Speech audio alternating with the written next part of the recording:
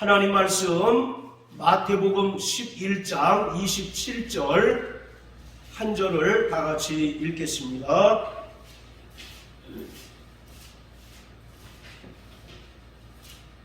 자, 같이 읽습니다. 시작. 내 아버지께서 모든 것을 내게 주셨으니 아버지 외에는 아들을 아는 자가 없고 아들과 또 아들의 소원대로 계시를 받는 자 외에는 아버지를 아는 자가 없느니라. 아멘. 예수님께서 제자들에게 계시를 받는 자 외에는 아버지를 아는 자가 없다라고 말씀하고 있습니다. 아버지를 안다라고 하는 것은 대단히 중요한 일입니다. 요한복음 17장 3절에 보면 영생은 유일하신 하나님과 그가 보내신 자 예수 그리스도를 아는 것이다 라고 말씀하고 있어요. 그래서 여기서 아는 것은 단순히 어떤 하나님의 특성에 대해서 아는 정도가 아니라 그와 내가 어떤 관계인가를 분명히 알고 또 인격적인 교제를 나누는 것으로서 하나님을 알 때 비로소 우리가 영생을 얻을 수 있고 또 영생을 누릴 수 있습니다. 그러니까 계시를 받는 자 외에는 아버지를 아는 자가 없다라고 예수님께서 단호하게 말씀하고 있습니다. 잠언서 29장 18절에 보면 묵시가 없으면 백성이 방자히 행하거니와 율법을 지키는 자는 복이 있다라고 말씀합니다. 여기서 이 묵시라고 하는 것은 리빌레이션, 계시를 말합니다. 그리고 방자히 행한다라고 하는 말은 멸망을 당한다라고 하는 뜻이에요. 그러니까 계시를 받지 않고서는 멸망을 당할 수밖에 없다라는 것을 성경은 우리에게 분명하게 말씀하고 있습니다. 창조주 하나님과 인간은 서로 분리할 수 없습니다. 그래서 인간이 하나님의 형상대로 지음받았다는 것은 본질적으로 하나님을 늘 의식하며 살 수밖에 없는 존재라고 하는 의미인 것입니다. 그렇기 때문에 하나님의 계시를 떠나거나 또는 하나님의 계시를 무시하고서는 인간의 존재 의미와 목적을 찾아볼 수가 없는 것입니다. 모든 인간이 하나님을 알 만한 것을 가지고 태어나지만 죄의 영향력으로 말미암아 인간이 완악해졌고 또 무지에 빠짐으로 말미암아 하나님의 실체를 보지 못하고 있습니다. 그리고 로마서 1장 20절의 말씀처럼 하나님께서 지으신 모든 피조물에는 하나님의 능력과 하나님의 신성이 깃들어져 있어서 하나님을 알 수 있지만 죄로 인하여 인간들은 하나님의 존재를 알지 못합니다. 그래서 그 결과 인간들은 자기 자신들도 알지 못하는 여러 종류의 신과 우상에 빠져 있고 또 종교를 만들어서 종교를 통해서 잠시 동안의 위안을 얻고자 합니다. 이처럼 하나님을 아는 지식에 이르러서 구원을 얻게 되는 데는 하나님께서 우리에게 보여주신 일반 계시로는 충분하지 못함으로 인하여 하나님께서 특별한 계시를 허락해 주셨습니다.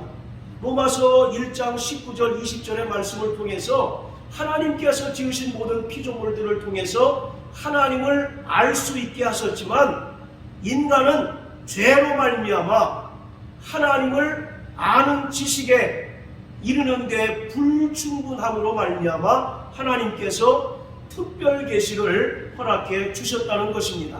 이처럼 하나님을 아는 지식에 이르고 구원을 얻는 데 있어서 특별 계시 외에 또 다른 계시가 필요하지 않습니다. 즉 일반 계시의 한계로 인하여 하나님께서 특별 계시를 허락해 주셨고 이 특별 계시가 인간에게 주시는 마지막 계시라고 하는 사실을 성경은 말하고 있는 것입니다. 이렇듯 우리가 하나님의 그 계시를 바로 알고 바로 깨닫고 바로 해석하면 하나님의 참 지식을 알고 구원을 얻을 수 있습니다. 그러나 정말 우리는 하나님의 계시에 대하여 잘 알지 못하고 또 계시를 무시함으로 말미암아 하나님과 상관없는 채로 살아가고 있는 것입니다. 창세기 1장에 보면 하나님께서는 엿새 동안의 창조를 통해서 우리 성도들이 소망하고 또 성도들이 기대하는 그 부활에 대해서 이미 보여주고 계십니다. 자, 우리 창세기 1장을 다 같이 한번 보십니다. 창세기 1장. 자, 창세기 1장은 하나님의 엿새 동안의 창조에 대해서 기록하고 있는 것인데, 자, 5절에 보시면 저녁이 되고 아침이 되니 이는 첫째 날이다 라고 이렇게 얘기합니다. 그리고 계속해서 저녁이 되고 아침이 되니 둘째 날이 되었고 또 저녁이 되고 아침이 되니 셋째 날, 그래서 여섯째 날까지 계속 저녁이 되고 아침이 되니 라고 이렇게 이야기하고 있습니다. 성경에서의 그 하루라고 하는 개념은 저녁으로부터 시작해서 아침으로 끝나는 것입니다. 우리가 지금 일반적으로 하루라고 이야기하는 것은 아침으로부터 시작했다가 저녁이 되는 것을 하루라고 이해하기 쉬운데, 성경에서의 하루의 개념은 저녁으로부터 시작해서 아침으로 끝나는 거예요. 바로 이 저녁이라고 하는 말은 시간적인 의미뿐만 아니라 죽음이라고 하는 것 또는 사망이라고 하는 의미도 함축되어 있습니다. 그리고 아침이라고 하는 것은 생명 또는 소생한다라고 하는 그런 의미도 포함하고 있어요. 그렇기 때문에 바로 저녁으로부터 시작해서 아침이 된다라고 하는 것은 죽은 자가 살아나는 것을 우리에게 하나님께서 하루라고 하는 이 일반 계시를 통해서 우리에게 보여주고 있는 것입니다. 자, 우리 14절 다 같이 한번 읽어보시겠어요? 1장 14절. 자, 시작. 하나님이 가라사대 하늘의 궁창에 광명이 있어 주야를 나누게 하라. 또 그 광명으로 인하여 징조와 사시와 일자와 연한이 이루라. 자, 여기서 징조 그리고 사시란 말은 봄, 여름, 가을, 겨울하는 4계절을 말합니다. 그리고 일자라고 하는 것은 하루, 이틀, 사흘하는 이 날을 이야기하는 것이고, 연한이라고 하는 것은 1년, 2년, 3년 할 때 이 년을 이야기하고 있는 거예요. 이와 같이 하나님께서 징조와 사시와 일자와 연한을 우리에게 주셨는데, 그것을 통해서 우리는 하나님의 살아계심을 알 수가 있다는 것입니다. 또 말씀드린 것처럼 하루라고 하는 개념을 통해서 장차 성도들이 소망하는 그 영광의 부활도 미리 보여주셨기 때문에 알 수 있다는 것입니다. 그렇지만 인간이 죄를 범하고 또 완악해짐에 따라서 인간의 영혼이 어두워지게 되었고, 그로 인하여 하나님께서 창조하신 이 천지와 만물을 통해서 우리에게 계시하셨지만 그것을 온전히 알지 못하고 하나님의 존재를 온전히 깨닫지 못하는 채로 살고 있다는 것입니다. 하나님께서는 영이시기 때문에 인간이 볼 수 없습니다. 요한복음 4장 20절에 보면 하나님은 영이시니 라고 이렇게 이야기합니다. 또 디모데전서 6장 16절에 보면 아무 사람도 하나님을 보지 못하였고 또 볼 수 없는 자이시다라고 말씀하고 있어요. 이처럼 하나님은 영이시기 때문에 인간의 육안으로 볼 수 없는 분입니다. 그렇기 때문에 하나님께서는 하나님 자신을 인간들에게 알게 하시고 나타내 주시기 위해서 특별한 계시를 허락해 주셨습니다. 대표적으로 하나님의 기록된 말씀인 성경이 하나님의 특별 계시입니다. 그리고 또 성경에 계속 기록된 여러 가지 이적과 표적이 하나님의 특별 계시로서 이것들을 통해서 하나님의 살아계심을 알 수가 있습니다.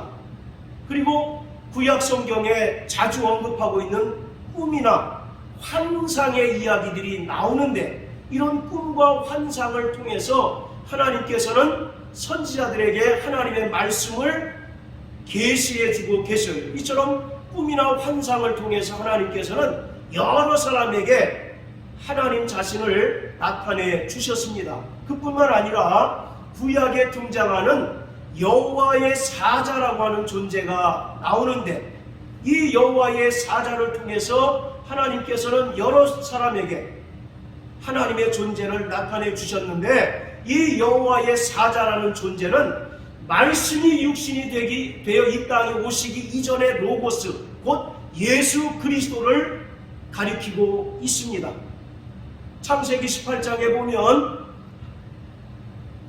아브라함에게 100세가 되도록 아이를 낳지 못하는 아브라함과 사라에게 사람 셋이 나타나서 때가 이르면 아들이 있을 것이다 라고 이와 같이 이제 약속을 합니다. 바로 여기서 나타난 여호와의 사자가 말씀이 육신이 되어 이 땅에 오시기 이전의 로고스, 곧 예수 그리스도를 가리키고 있는 것이에요. 그리고 신약에 이르러서는 예수가 말씀이 육신이 이 땅에 오심으로써 하나님의 모든 예언들, 약속들을 완벽하게 이루어 주십니다. 자, 우리 또 요한복음 8장을 다 같이 한번 보십니다. 자, 요한복음 8장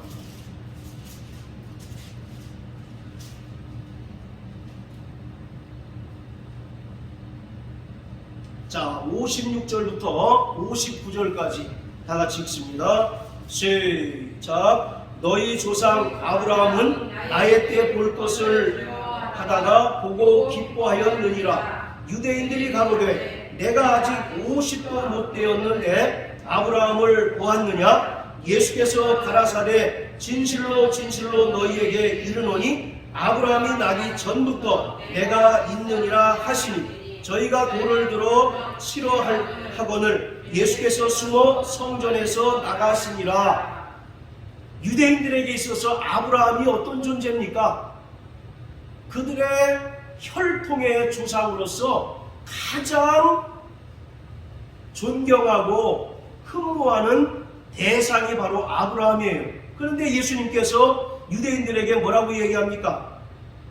아브라함은, 너희 조상 아브라함은 나의 때 볼 것을 즐거워하다가 보고 기뻐하였다라고 이렇게 얘기합니다. 그랬더니 즉시로 유대인들이 뭐라고 얘기하느냐면, 당신이 나이가 50도 안 되는데 어떻게 아브라함을 보았다고 합니까? 라고 이와 같이 반문합니다. 그랬더니 58절에서 나는 아브라함이 나기 전부터 있었다, 이와 같이 이렇게 이야기하고 있어요. 이와 같이 구약에서 아브라함이 만난 여호와의 사자는 말씀이 육신이 되어 이 땅에 오시기 이전에 예수 그리스도를 가리키고 있습니다. 그래서 그 아브라함이 나의 때에 볼 것을 즐거워하다가 보고 기뻐하였다라고 하는 것은 바로 예수 그리스도가 이 땅에 말씀이 육신이 되어 오셔서 구원을 이루시는 때를 아브라함은 이미 수천 년 전에 보고 크게 기뻐하였다라고 하는 겁니다. 여기서 나의 때라고 하는 것은 예수 그리스도가 말씀이 육신이 되어 이 땅에 오셔서 십자가에 달려 죽으시고 부활하심으로써 인류의 모든 죄를 대속하시고 구원을 완성하시는 때를 가리키고 있는 거예요. 그것을 아브라함은 수천 년 전에 독자 이삭을 통해서 그는 보고 기뻐하였다라고 이와 같이 말씀합니다. 창세기 18장에 보면 여호와가 아브라함에게 나타나서 때가 이르면 너에게 아들이 있을 것이다 라고 말씀합니다. 그리고 그 약속대로 100세의 독자 이삭을 바로 낳은 것은 예수 그리스도가 처녀의 몸에서 낳는 것을 예언하고 있는 것입니다. 그리고 독자 이삭이 창세기 22장에서 모리아산에서 번제물로 드려진 것은 예수 그리스도가 십자가에 달려 죽으심으로써, 수풀에 걸린 하나님의 어린 양으로 십자가에 달려 죽으심으로써 구원을 완성하는 것을 설명하고 있는 거예요. 아브라함의 위대함이 바로 여기 있는 것입니다. 그는 자기에게 약속된 독자 이삭, 그리고 그 약속대로 독자 이삭이 출생하는 것을 보고 장차 예수 그리스도가 말씀이 육신이 되어 이 땅에 오셔서 십자가에 달려 죽으심으로 말미암아 인류의 죄를 대속하시고 구원을 완성하실 것을 보고 기뻐하였다라고 하는 겁니다. 할렐루야. 그래서 아브라함이 바로 믿음의 조상이라고 일컬어지는 것입니다. 자, 이처럼 예수 그리스도는 하나님의 공개된 비밀입니다. 자, 우리 골로새서 1장 26절 27절 다 같이 읽습니다. 자, 골로새서 1장 26절 27절. 자, 시작. 이 비밀은 만세와 만대로부터 오므로 감추었던 것인데 이제는 그의 성도들에게 나타났고 하나님이 그들로 하여금 이 비밀의 영광이 이방인 가운데 어떻게 풍성한 것을 알게 하려 하심이라. 이 비밀은 너희 안에 계신 그리스도시니 곧 영광의 소망이니라. 계시라고 하는 말 자체가 감추어져 있던 것이 밝히 드러난다라고 하는 의미가 있듯이 그 전에는 철저하게 공함되었습니다. 다니엘서 12장에 보면 하나님께서 다니엘에게 말씀하기를 너는 이 말씀을 봉함하라, 봉함하여 간수하라 라고 이와 같이 말씀하고 계셔요. 그래서 그동안 꽁꽁 감춰져 있던 것이 예수 그리스도가 오심으로 말미암아 모든 봉함이 해제되어서 드디어 예수 그리스도를 통해서 만세와 만대로부터 철저히 감추어졌던 하나님의 경륜들, 하나님의 그 뜻들이 비로소 알려지게 되었다라고 이와 같이 말씀합니다. 자, 이처럼 예수 그리스도는 하나님의 특별 계시입니다. 할렐루야. 예수 그리스도는 창세전에 아버지 하나님과 함께 계셨던 하나님으로서 아브라함보다 먼저 계셨고 그러한 그가 이 땅에 말씀이 육신이 되어 오심으로써 살아계신 하나님을 인간들에게 보여주셨습니다. 그래서 요한복음 1장 14절에 보면 말씀이 육신이 되어 우리 가운데 거하심에 우리가 보니 아버지의 독생자의 영광이요 은혜와 진리가 충만하더라 라고 이렇게 얘기합니다. 또 요한복음 14장 8절 9절에 보면 빌립이라고 하는 사람이 예수님께 요청하기를 예수님 우리에게 아버지를 보여주십시오 라고 이렇게 요청합니다. 그때 예수님께서 뭐라고 말씀하시냐면 내가 너희와 이렇게 오래 있었음에도 불구하고 또 아버지를 보이라 하느냐 나를 본 자는 아버지를 보았느니라 라고 이와 같이 말씀하고 계십니다. 오늘 이와 같이 하나님께서는 죄로 인하여 어두워진 인간들에게 특별 계시로 성경을 주셨고 또 하나님의 아들 예수 그리스도를 이 땅에 보내주심으로 말미암아 하나님을 알게 하시고 또 하나님을 알므로 구원에 이르는 지혜를 얻도록 하셨습니다. 그렇기 때문에 우리 죄인 되었던 인간들이 하나님을 아는 지식에 이르고 구원을 얻는 길은 오직 계시를 깨닫고 또 계시를 받음으로써 가능한 것입니다. 할렐루야. 바로 이 성경은 성령에 의하여 기록되었기 때문에 신적인 권위가 있고 신적인 권위가 있는 하나님의 말씀은 죄인들을 하나님을 알게 하는 길을 인도하는 안내자 역할을 하는 것입니다. 그래서 인간들은 이 기록된 말씀을 통해서 창조주이시고 구원자 되시는 예수 그리스도가 하나님과 우리 인간 사이를 중보하는 중보자임을 비로소 깨닫고 알게 되는 것이에요. 하나님께서 우리 인간들에게 성경을 주실 때 대단히 어려운 언어로 주신 것이 아니라 인간들이 밝히 알고 깨달을 수 있는 일상의 언어로 기록하게 하셨습니다. 그래서 구약은 히브리어로 기록했고 또 신약은 헬라어로 기록하고 있는데 이 헬라어도 고급 헬라어가 아니라 당시에 코인의 헬라어라고 해서 아주 시장통에서 일상적으로 사용하는 누구나 쉽게 접하고 알 수 있는 그런 헬라어로 바로 성경을 기록하게 하셨어요. 그 이유는 뭐겠습니까?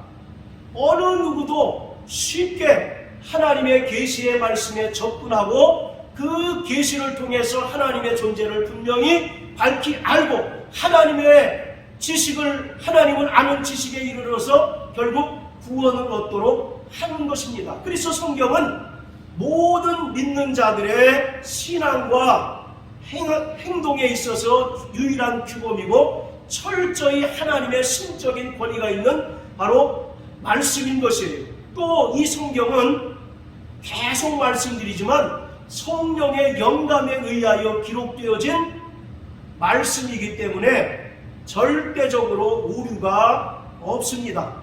사람들은 성경에 원본이 없는 것으로 인하여 성경이 오류가 있다라고 주장하지만 말씀드린 것처럼 이 지구상에 존재하는 그 사본들을 통해서도 충분히 원본을 재구성할 수 있을 만큼 원본이 없다는 것이 결코 성경에 오류가 있다라고 하는 것을 증명하지 않는다라고 하는 것입니다.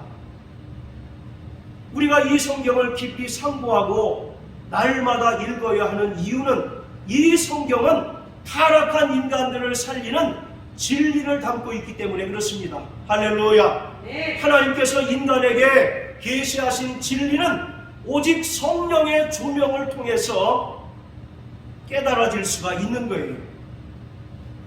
바로 이와 같은 말씀을 통한 성령의 증거는 성경을 읽는 사람들의 마음속에 새로운 영감을 불러일으킵니다. 이 새로운 영감은 우리에게 빛과 어둠을 분별해낼 수 있는 능력을 줍니다. 그리고 진리와 비진리를 분별할 수 있는 능력을 주고 또 우리가 이 세상에서 살아가는 동안 취해야 할 것과 또 버려야 할 것을 분별할 수 있는 분명한 능력을 주게 되는 것이에요. 따라서 특히 말세를 살아가는 모든 성도들에게 이 새로운 성령께서 주시는 영감은 절대적으로 필요합니다. 자, 따라서 성경은 성령의 영감으로 기록된 하나님의 말씀이다. 그렇기 때문에 인간들이 이 말씀을 믿음으로 받아들일 때 하나님을 알 수가 있습니다. 또 구원에 이르는 지혜를 얻을 수가 있는 것이에요.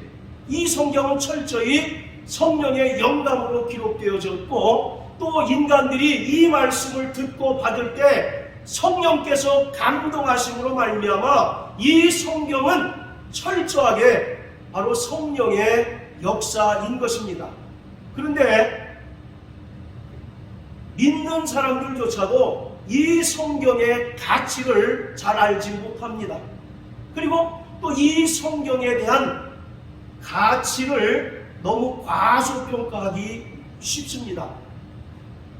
성경에 대한 이 성경의 우월성은 인간의 말로 다 표현할 수가 없어요. 사람들은 세상에서 지혜를 가장 최고의 선으로 꼽습니다. 특히 사도 바울 당시에 그 고린도 교회, 철학이 유명했던, 철학이 성행했던 고린도 교회의 최고선은 바로 지혜입니다. 지혜. 그렇기 때문에 바로 그들은 인간의 최고의 선이 바로 지혜라고 생각했는데 인간의 이러한 지혜, 세상의 지혜는 하나님의 지혜인 성경에 비하면 참으로 미약하고 부족한 것입니다. 그래서 고린도전서 1장 18절에 보면 십자가의 도가 멸망하는 자들에게는 미련한 것이오되 구원 얻는 우리에게는 하나님의 능력이 된다라고 말씀합니다. 여러분, 십자가의 도가 뭐겠습니까? 이 도라고 하는 것은 한문으로 길도자를 쓰는데 하나님의 말씀을 뜻합니다. 중국 성경에 보면, 자, 요한복음 1장 1절 우리 다 기억하시죠? 다 같이 한번 암송해 보세요. 시작. 태초에 말씀이 계시니라. 이 말씀이 하나님과 함께 계셨으니 이 말씀이 하나님이시다라고 하잖아요. 바로 여기서 이 말씀이라고 하는 것을 중국어 성경에는 도라고 번역합니다. 길도자 써서. 그래서 십자가에 도할 때 이 도는 말씀을 뜻합니다. 당시의 고린도 사람들은 이 성경에 게시된 하나님의 말씀을 미련한 것으로 생각합니다.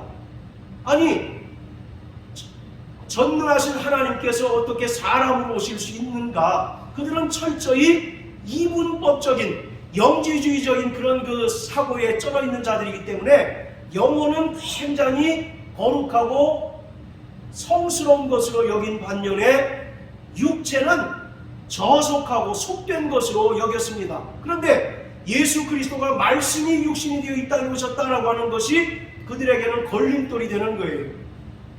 아니, 어떻게 거룩하시고 전능하신 하나님이 가장 추하고 더러운 사람의 몸으로 올 수 있는가? 그리고 그가 어떻게 무기력하게 십자가에 달려 죽을 수 있는가? 라고 생각해서 하나님의 말씀인 이 성경을 대단히 미련한 것으로 여겼다는 것입니다.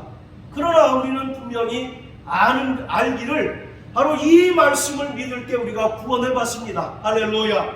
우리는 이 말씀을 듣고 깨달을 때 우리를 그동안 얽매이고 또 억압하던 모든 죄로부터 완벽하게 자유를 얻게 하는 것이에요. 그렇기 때문에 바로 성경의 우월성은 세상의 지혜와 비교할 수 없는 높은 차원의 하나님의 지혜라고 하는 것입니다.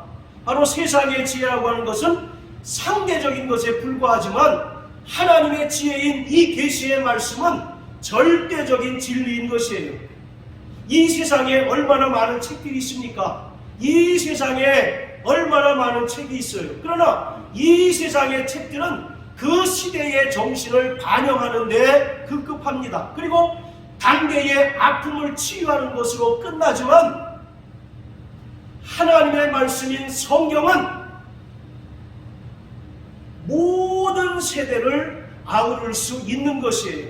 모든 세대를 넘나들고 모든 세대에 동일하게 적용될 수 있는 바로 진리인 것입니다. 그래서 히브리서 13장 8절에 보면 예수 그리스도는 어제나 오늘이나 영원토록 동일하시다라고 말씀하고 있습니다. 그렇기 때문에 성도들은 이 하나님의 특별 계시인 성경을 기독교의 하나의 경전쯤으로 생각해서는 결코 안 됩니다. 불교에 불경이 있고 이슬람에 코란이 있는 것처럼 기독교에는 바로 경전인 성경이 있다라고 하는 그런 단순한 생각에 빠져 있어서는 안 되는 것이에요. 바로 이 성경은 하나님께서 인간들에게 하나님을 알고 하나님을 나타내는데 확실하게 하나님을 알고 나타낼 수 있는 계시의 말씀입니다. 그렇기 때문에 바로 성도들은 이 계시의 말씀에 권위를 두고 그 말씀에 철저히 복종하고 철저하게 하나님의 말씀에 순종하는 삶을 살아야 합니다. 요한복음 10장 35절에 보면 성경은 패하지 못하나니 하나님의 말씀을 받은 자를 신이라 하셨다라고 이와 같이 말씀합니다. 자, 우리 구약성경 다니엘서 12장을 다 같이 한번 보시겠습니다.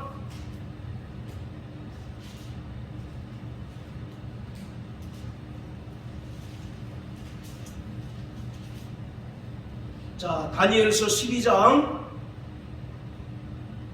1절부터 4절까지입니다. 자, 시작. 그때에 내 민족을 호위하는 대군 미가엘이 일어날 것이요 또 환란이 있으리니 이는 개국 이래로 그때까지 없던 환란일 것이며 그때에 내 백성 중 무릇 책에 기록된 모든 자가 구원을 얻을 것이라. 땅의 티끌 가운데서 자는 자 중에 많이 깨어 영생을 얻는 자도 있겠고 수욕을 받아서 무궁히 부끄러움을 입을 자도 있을 것이며 지혜 있는 자는 궁창의 빛과 같은 빛날 것이요 많은 사람을 옳은 대로 돌아오게 한 자는 별과 같이 영원토록 비치리라. 다니엘아, 마지막 때까지 이 말을 간수하고 이 글을 봉합하라. 많은 사람이 빨리 왕래하며 지식이 더하리라. 자, 우리 고대 성경제 1절 다시 한번 읽어보세요.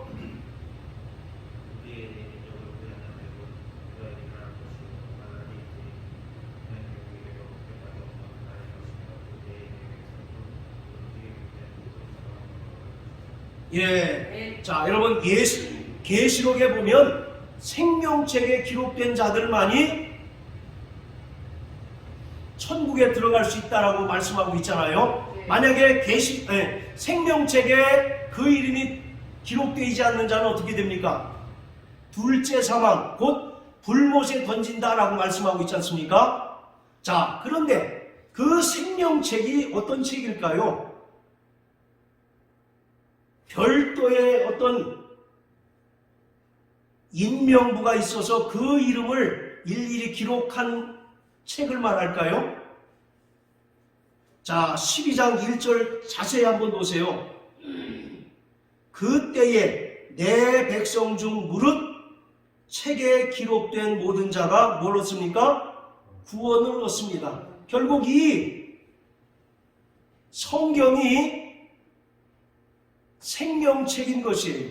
오늘 이 생명책에 우리의 이름이 농명되어야 하는 것입니다.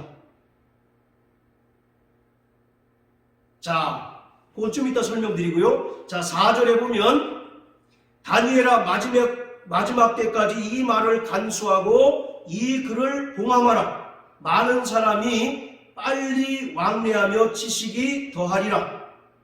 다니엘에게 하나님께서 명령하시기를 이 글을 봉함하고 간수하라고 말씀합니다. 앞으로 일어날 예언의 말씀을 가리키고 있는데 다니엘에게 이 말씀을 철저하게 간수하고 봉함하라고 말씀하고 계셔요.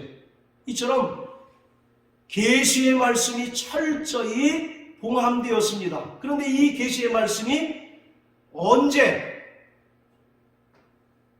드러나게 되느냐면 예수 그리스도가 이 땅에 오심으로써 비로소 이제 드러나게 되는 것입니다. 그것을 뭐라고 설명하느냐면 많은 사람이 빨리 왕래하며 지식이 더하리라 이렇게 얘기합니다. 왜 빨리 왕래하겠습니까? 많은 사람이 왜 빨리 왔다 갔다 하겠어요?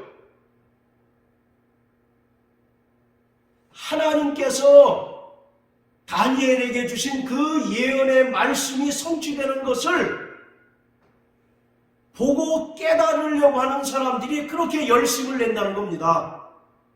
예수님 이후에 그 계시가 백일하에 드러난 이후에 많은 사람들이 하나님의 계시가 정말 어떻게 이루어지고 성취되는가를 알려고 그렇게 열심을 낸다는 것입니다. 할렐루야. 자, 그리고 지식이 더하리라 이렇게 얘기하고 있는데 이 말은 이렇게 하나님의 계시를 알려고 노력하는 자들에게 하나님께서는 계시의 의미를 더욱더 깨닫게 해주신다라고 말씀하고 계셔요. 그렇기 때문에 오늘 구원받은 성도들은 부지런히 하나님의 말씀을 연구하고 상고하는 자가 되어야 하는 것입니다. 성경은 본래 기록될 때부터 이미 예수님의 재림과 하나님 나라의 그 완성을 염두에 두고 기록하고 있는 것이에요. 창세기를 통해서 하나님께서는 이미 새하늘과 새 땅을 우리에게 보여주고 계십니다. 이 말은 우리가 쉽게 얘기해서 건물을 지을 때 조감도를 그려놓지 않습니까? 그러니까 아직 건물이 완성되지 않은 상태에서는 우리가 이 건물이 어떤 모양으로 지어질 것이라는 것을 잘 모르지 않습니까? 그런데 뭘 통해서 알 수 있습니까? 조감도를 통해서 이 건물이 이러한 모양을 가지고 있다. 또 그리고 어떤 용도로 쓰일 것이다 라고 하는 것을 아는 것처럼 하나님께서 태초에 천지와 만물을 창조하실 때부터 이미 예수님의 재림을 염두에 두셨고 또 새하늘과 새 땅을 염두에 두셨다는 것이에요. 그런데 구약에는 그 계시의 말씀들이 부분적으로 알려졌을 뿐이고 부분적인 모양으로 보여졌을 뿐이어서 사람들이 잘 알지 못했는데 누가 오심으로써? 예수 그리스도가 오심으로써. 그래서 아까 골로새서 1장 26절 27절에 보면 만세와 만대로부터 감추었던 것들이 성도들에게 비로소 나타났다라고 이렇게 얘기하지 않습니까? 이처럼 철저히 구약에 봉함되었던 그 예언들이 하나님의 독생자 예수 그리스도가 이 땅에 오심으로써 만천하에 공개된 것이에요. 그렇기 때문에 나는 더 이상 하나님을 알지 못해서 믿지 못했습니다라고 이와 같이 핑계치 못한다는 것입니다. 로마서 1장 19절에 보면 만물에는 하나님의 신성이 깃들어져 있어서 핑계치 못한다고 말씀하고 있잖아요. 그와 같이 하나님께서는 더 분명하고 확실한 계시인 성경을 주셨고 또 하나님의 아들 독생자 예수가 이 땅에 오셨기 때문에 더 이상 나는 예수를 알지 못했고 그렇기 때문에 믿지 못했습니다라고 이와 같이 핑계할 수 없다는 것입니다. 그래서 12장 4절에 보면 예수 그리스도로 말미암아 그 계시의 말씀들이 이제 밝히 드러날 터인데 그때는 많은 사람들이 그 계시의 말씀을 알고자 하는 열심으로 왕래한다는 것입니다. 오늘 우리에게 그런 열심이 있게 되시기를 주의 이름으로 축원합니다.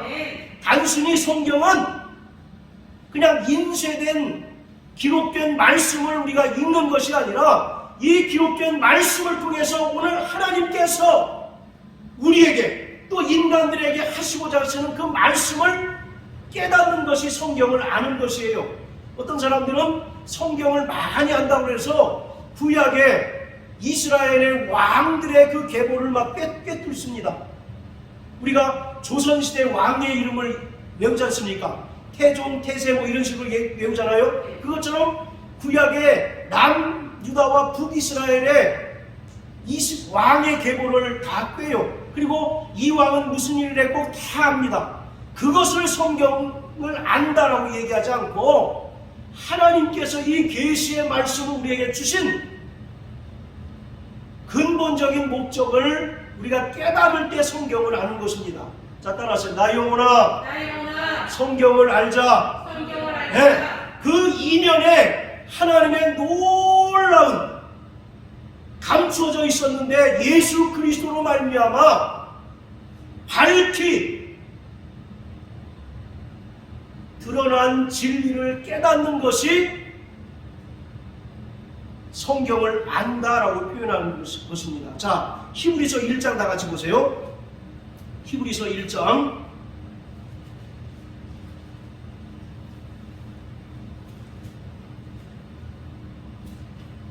자 1절 2절 시작. 옛적의 선지자들로 여러 부분과 여러 모양으로 우리 조상들에게 말씀하신 하나님이 이 모든 날 마지막에 아들로 우리에게 말씀하셨으니 이 아들을 만유의 후사로 세우시고 또 저로 말미암아 모든 세계를 지으셨느니라. 자, 여기서 옛적은 어떤 때를 얘기합니까? 그렇죠. 쉽게 얘기해서 구약입니다. 그리고 선지자들을 통해서 하나님의 말씀을 전하셨다고 그래요. 그런데 어떻게 전하셨습니까? 여러 부분과 여러 모양으로 전하셨어요. 즉 실상으로 전한 것이 아니라 비유, 모형으로 전파하셨다라고 이와 같이 말씀합니다. 그래서 고린도후서 3장에 보면 구약을 읽을 때에 그 얼굴에 뭐를 쓴 것 같이? 수건을 쓴 것 같이 예수를 바라봤다라고 이렇게 얘기하잖아요. 자, 그런데 이전에 보세요. 이 모든 날 마지막은 어떤 때를 얘기하겠습니까? 그렇죠. 예수가 오심으로써 그 얘기입니다. 자, 그런데 이때는 아들을 통해서 하나님의 말씀을 전파하셨어요. 그런데 어떤 방법으로 전파했습니까? 1절에는 선지자들이 여러 부분과 여러 모양으로 전파하셨다라고 얘기하는데 2절에는 어떻게 전달하셨는지를 기록하고 있지 않습니다. 우리는 근데 이미 알아요. 구약의 선지자들이 비유나 모형을 통해서 전파했다면 예수는 그렇죠. 성령으로 말미암아 진리를 전파하셨고 실상을 전파했다는 겁니다. 할렐루야. 그 차이에 오늘 이와 같이 그래서 우리는 예수 그리스도가 이 땅에 오신 이후부터 부지런히 하나님의 계시의 말씀을 연구하고 상고하는 자가 되어야 한다는 겁니다. 그것이 바로 다니엘서 12장 4절의 말씀이에요. 다니엘 때까지는 철저히 그 말씀을 간수하고 봉함했는데 그것이 예수가 오심으로써 모든 사람들에게 전파되었습니다. 성령을 통해서 진리로 전파되었어요. 그렇기 때문에 정말 알고자 하는 자들, 그 예언의 말씀을 깨닫고자 하는 자들을 하나님께서는 더욱더 그들에게 지혜를 주셔서 그들이 하나님의 말씀을 올바로 깨닫고 하나님의 뜻대로 살게 하신다라는 겁니다. 할렐루야. 그래서 오늘 우리는 부지런히 성경을 읽어야 하는 이유가 여기 있는 것입니다. 그냥 성도들 괴롭히고 무슨 또 훈련시키기 위해서 성경을 읽는 것이 아니라 정말 이 성경을 통해서 감추어졌던 그리고 예수 그리스도로 말미암아 밝히 드러난 그 계시의 말씀을 듣고 우리가 그 말씀에 순종하는 것이 바로 신앙생활인 것입니다. 할렐루야. 아멘. 하나님과 세상은요 말씀으로 소통을 합니다. 하나님과 세상이 뭘로 소통한다고요? 말씀으로 소통합니다. 그렇기 때문에 우리가 하나님과 신령한 교제를 나누고 하나님께서 우리에게 은혜로 주신 영생을 누리며 이 땅을 살아가는 방법은 철저하게 하나님의 계시의 말씀을 듣는 것입니다. 그래서 로마서 10장 17절에 보면 믿음은 들음에서 나고 들음은 그리스도의 말씀으로 말미암는다라고 말씀합니다. 그래서 듣지 않는데 어떻게 믿을 수 있고 구원받을 수 있겠느냐라고 말씀하고 있지 않습니까? 자, 그런데 여기서 중요한 것은 듣는 게 과연 뭘까? 우리 다 똑같이 설교 말씀을 듣지 않습니까? 네. 성경에서 말하는 듣는다라고 하는 것은 단순히 공기와 충돌해서 생기는 그 진동의 파장을 듣는 것이 아니라 철저하게 내 개인의 삶이 변하고 또 인생의 그 가치관이 변하고 신분이 변화되는 것을 듣는다라고 표현하고 있어요. 할렐루야. 네. 날마다 하나님의 말씀을 듣는 자 되시길 주의 이름으로 축원합니다. 네. 기본적으로 인간은 헛된 것에 마음을 빼앗기고 헛된 것에 빠져 있기 때문에 하나님의 진리의 말씀을 듣지 못하고 하나님의 그 진리의 빛을 온전히 볼 수 없습니다. 그렇기 때문에 하나님께서 성령을 보내주신 거예요. 그리고 성령께서 우리를 조명해 주실 때 비로소 우리가 하나님을 아는 지식을 얻게 됩니다. 우리는 과거에 예수를 믿기 전에는 우리의 마음과 심령은 죄로 인하여 깜깜해졌습니다. 그래서 아무리 하나님의 말씀이 전달된다 할지라도 그것이 나를 온전히 변화시키지 못했습니다. 그런데 어느 날 성령께서 우리 마음을 환하게 조명해 주시는 거예요. 그리고 성령께서 우리에게 하나님의 말씀을 온전히 깨닫게 해주시는 겁니다. 그것이 바로 듣는 거예요. 그럴 때 우리가 진리를 깨달을 수 있고요.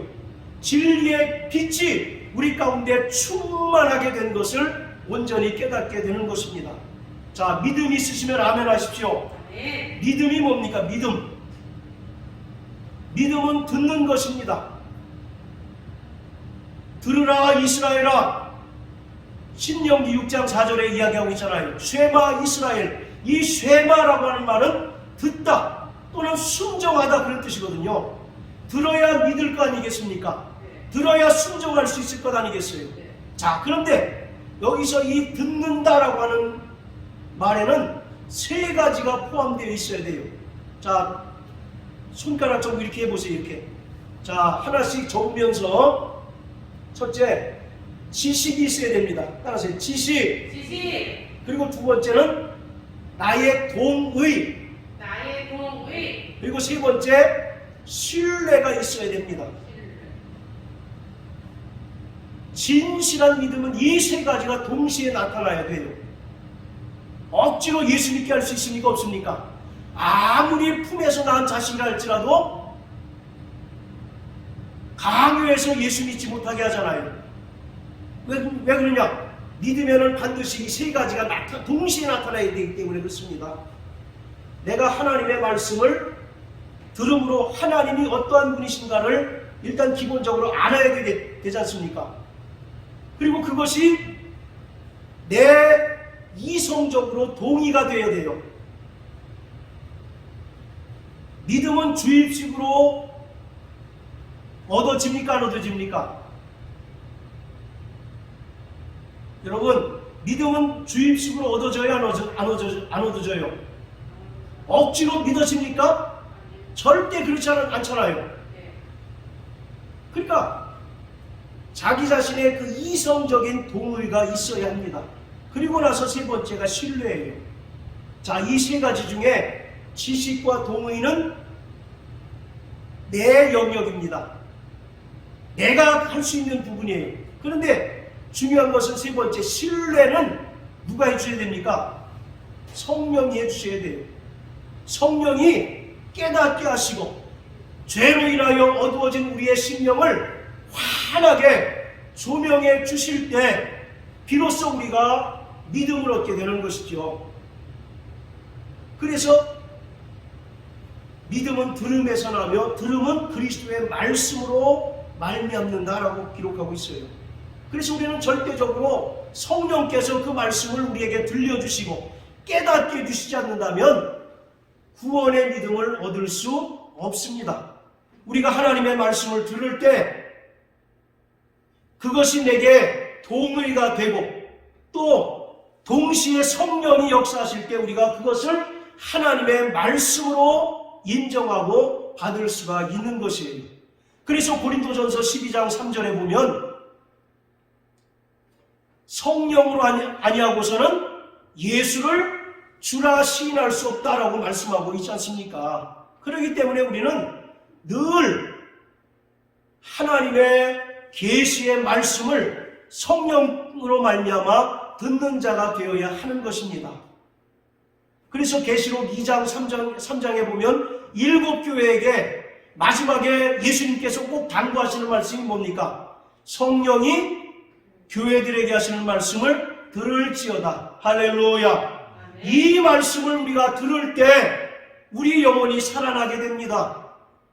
이 말씀을 들을 때 우리의 가정이 살아나게 되고 우리 믿음의 자녀들의 영혼이 세속에 물들지 않고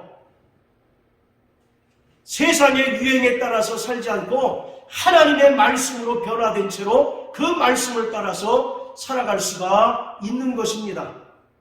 오늘 우리는 하나님의 특별 계시인 성경을 통해서 예수님의 핏소리를 들어야 합니다. 할렐루야. 네. 여러분, 교회에 나오는 목적이 뭡니까? 예수님께서 침례 요한의 제자들에게 말씀하잖아요. 너희가 옷 잘 입은 자를 입으러 왔느냐? 그러한 자들은 저 왕궁에 있다라고 말씀하고 계셔요. 바로 교회는 철저히 하나님의 핏소리, 예수님의 그 핏소리가 전달되는 것이 교회여야 합니다. 그리고 더더욱 성경은 창세전에 아버지 하나님과 함께 계셨던 그분이 말씀이 육신에 이 땅에 오셨고 그가 인류의 모든 죄를 대속하시기 위하여 십자가에 달려 죽으시고 피 흘리신, 그리고 그가 십자가에 달리실 때 엘리 엘리 라마 사박다니 나의 하나님 나의 하나님 어찌하여 나를 버리셨습니까? 정말 가장 사랑하시고 가장 기뻐하시는 그 아들마저 버리실 정도로 정말 저 죄인들을 사랑하시고 저들을 구원하시니 참으로 하나님은 사랑의 하나님입니다라고 고백한 것처럼 오늘 우리는 이 성경에서 예수의 핏소리를 들으시게 되길 주의 이름으로 축원합니다. 그냥 기록된 말씀이 아니라 하나님의 말씀은 살았고 운동력 있는 말씀이에요. 오늘 그 말씀을 우리가 믿고 순종할 때 우리의 문제가 해결됩니다. 할렐루야. 우리 육체의 질병이 치유되고 회복되는 놀라운 역사가 나타나게 되는 것입니다. 그러므로 사랑하는 성도 여러분, 날마다 성령이 교회들에게 하시는 말씀을 듣고 그 음성을 조차 순종하시는 저와 여러분들 되시기를 예수님 이름으로 축복합니다. 할렐루야.